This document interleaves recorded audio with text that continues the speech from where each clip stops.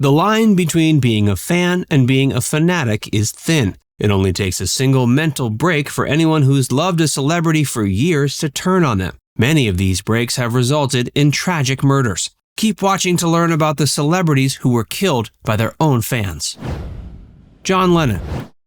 Of all the cases of celebrities killed by fans, John Lennon's is arguably the most famous. It was sudden, unexpected, and took one of the largest names in music from the world. Mark David Chapman was a Beatles fan in his early life, but suddenly experienced a, quote, religious awakening one day. He found Lennon's lyrics in the song Imagine hypocritical. His true motives were more complicated and more selfish than that. On December 8, 1980, he decided that killing a celebrity would make him famous, and the Beatles were known to be, quote, more famous than Jesus. That's why he targeted John Lennon. Mark got an autograph from him and then waited all day for the perfect moment. He shot him 5 times outside of his home at 10:50 p.m. He didn't even try to escape, and he calmly read The Catcher in the Rye until police arrived. That book also tells of a fight against hypocrisy and has been connected to the crime ever since. He denied his lawyer's request to plead insanity in court. He pled guilty and got 20 years to life. He continues to be denied parole despite repeated hearings. His attitude has changed over the years. Today he admits he feels remorse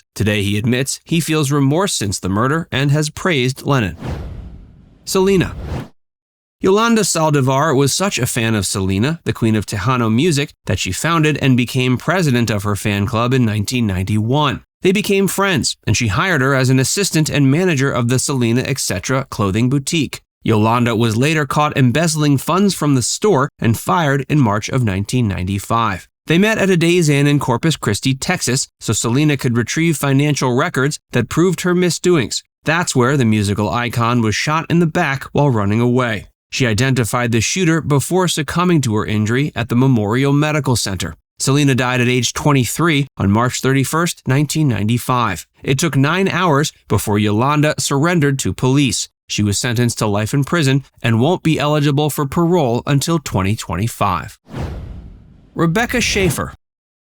Rebecca Schaeffer was the star of the show My Sister Sam. She had many fans, including an obsessed stalker named Robert John Bardo. He watched her for 3 years and even sent her love letters, begging to meet her on set. She responded that his letter was the most beautiful she'd ever received, but that wasn't enough for him. Seeing her in a sex scene was the last straw. He gave $250 to a private investigator to find out where she lived, and they got her address from the DMV. He went to her home and shot her in the chest when she answered the door. He dropped a copy of The Catcher in the Rye while running away, but denied any implications that he wanted to emulate John Lennon's killer. Rebecca Schaeffer died July 18, 1989. She didn't die in vain, though, because her story changed the legislation of the country forever. It led to anti-stalking laws, a law that prohibited DMV employees from giving out addresses, and more. Robert Bardo was arrested 2 days later and extradited to California. He was tried for first-degree murder and sentenced to life with no possibility of parole.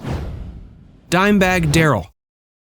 Dimebag Darrell Abbott was the guitarist for Pantera and Damageplan. He was shot during a show December 8, 2004 in Columbus. The assailant was Nathan Gale, a former football player, U.S. Marine, and major Pantera fan. He began screaming about how Darrell had broken up the band and shot the guitarist 6 times. The tragedy all seemed like part of the show at first, but then everyone realized what was going on. 3 others died trying to stop the shooter before he was killed by police officer James Niggemeyer. Friends and family don't know what triggered Nathan Gale's psychotic break. He had been discharged from the Marines the year before because of paranoid schizophrenia. His former friend Jeremy Bray said he'd been saying that Pantera's songs were his and that they stole them from him.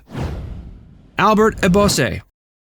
Albert Ebosse was a rising soccer star and the Algerian league's top scorer. On August 23, 2014, he and his JS Kabyla teammates were leaving the field after a disappointing loss to USM Alger. Angry fans were pelting the entire team, and one went a bit too far. A slate tile dented Albert's skull, killing him instantly. The story of what actually happened to him is still under investigation. A recent autopsy allegedly shows he was stabbed and beaten to death in his changing room. Pathologists say he had a cervical vertebra and other wounds that indicated more than head trauma. Even 7 years of investigation has given no official answer.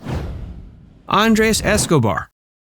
Andres Escobar is another famous soccer player who died after a disappointing game. Colombia was a favorite during the 1994 World Cup, but they lost to the United States. This was partially because Andres kicked a ball into his own net. He was found dead 9 days later. It started with a few insults during a party and escalated quickly. He was shot in the back and died at age 27. Drug cartels had too much money tied up into his team to let the embarrassment of an own goal happen, but only a few of them were ever caught. Humberto Munoz Castro was sentenced to prison for 42 years. He wouldn't reveal his bosses and accomplices, Santiago and Pedron Galeon, so they were never punished. His family made an effort to prevent similar tragedies a year later. They started the Andres Escobar Social Project. It's a soccer program for disadvantaged youth that teaches values that helps them avoid a lifestyle of drug use and theft. Christina Grimmie. Christina Grimmie found success on the show The Voice. She placed third in the 6th season. She was signed to Adam Levine's record label and was ready to use the recognition to build a career. Kevin James Loibel became her most devoted fan. He watched her videos on repeat and altered his own appearance to look attractive to her. It's believed the thing that set him off was a simple comment from his friend Corey Dennington. He told the unstable young man he didn't have a chance to win his idol's heart. That began a philosophy of, if I can't have her, then no one can. Kevin planned the murder carefully. He deleted all incriminating evidence from his phone and bought weapons at exactly the right times. He went 100 miles to see her perform at the Plaza Live in Orlando on June 10, 2016. He managed to smuggle guns into her show and fatally shot her while she was signing autographs. Her brother tackled him, but he escaped and then shot himself after. Gianni Versace. Fashion mogul Gianni Versace unfortunately found himself the victim of a serial killer. Andrew Cunanan had killed 4 people in 3 states and was even on the FBI's most wanted list. He was dormant for 3 months. Gianni returned to his home in South Beach after a walk. Andrew shot him twice in broad daylight. The designer had only been home for a few days, but Andrew had been waiting for him to return from touring for 2 months. Andrew took his own life 10 days later, so his motive is unclear. Some believe he and Versace could have been lovers. He was well known for preferring old, wealthy men. He had also been sexually involved with all of his other former victims. He bragged about the connection the two had, but it was never proven. Versace's family claims it never happened, and they never knew each other. They also weren't pleased with the 2018 TV series, The Assassination of Gianni Versace, American Crime Story, and insisted it must be treated as fiction. Mikhail Lermontov. Mikhail Lermontov was a Russian Renaissance man. He was a soldier who was also successful at poetry, painting, and writing. He was also a clever trash talker. His friend and fan, Nikolai Martynov, was the frequent subject of his teasing. They had been in military college together and grown close. One night, he decided he'd had enough and challenged him to a duel. Mikhail fired into the air, but Nikolai hit him in the heart. It was the few duels of the time that didn't get canceled and ended in tragedy. Jesse James. Jesse James was a killer and robber. Newspaper writers like John Newman Edwards, who later joined him in a gang, made him seem like a Civil War hero. Robert Ford and his brother Charles were fans of the mythic figure. They joined Jesse's gang in 1881. They allegedly only participated in one train robbery together. Robert got into serious trouble when he killed Jesse's cousin Wood Height after fighting with fellow gang member Dick Little. He was questioned but given a deal. Robert shot the most wanted man in the world in the back in 1882. He earned a $10,000 bounty and a pardon. However, he only got part of the money he was promised. He was branded a coward and killed by Edward O'Kelly June 8, 1892. Now it's time to hear from you. Which of these stories did you find most tragic? Let us know in the comments section below.